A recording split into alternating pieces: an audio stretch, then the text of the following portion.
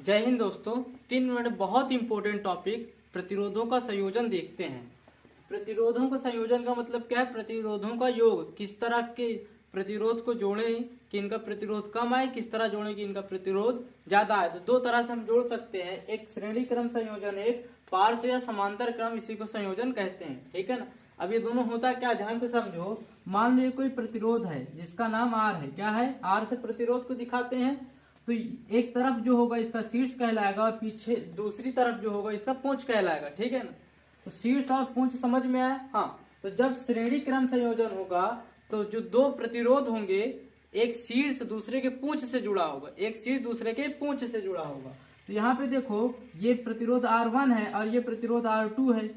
R1 का शीर्ष और इसका पूंछ, और इसका शीर्ष इसका पूंछ से जुड़ा है। तो इसमें क्या हुआ है, एक का पूंछ लगा है और एक का शीर्ष लगा है। तो जहां पे एक का पूंछ एक का शीर्ष लगा हो और प्रतिरोध जुड़े हो एक दूसरे में, उसको हम कहेंगे श्रेणी क्रम संयोजन। ठीक है।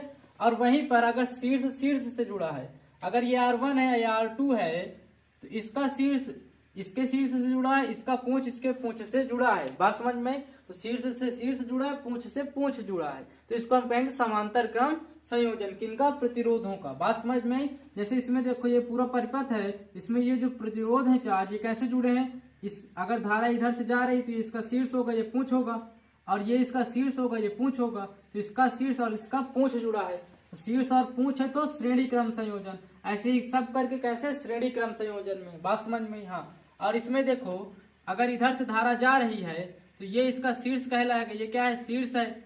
और ये इसका शीर्ष है, ये भी शीर्ष है। और ये पूंछ होगा, ये पूंछ होगा, ये पूंछ होगा। तो पूंछ से तीनों जुड़े हैं और शीर्ष से भी तीनों आपस में जुड़े हैं। तो इसको हम कहेंगे समांतर क्रम संयोजन।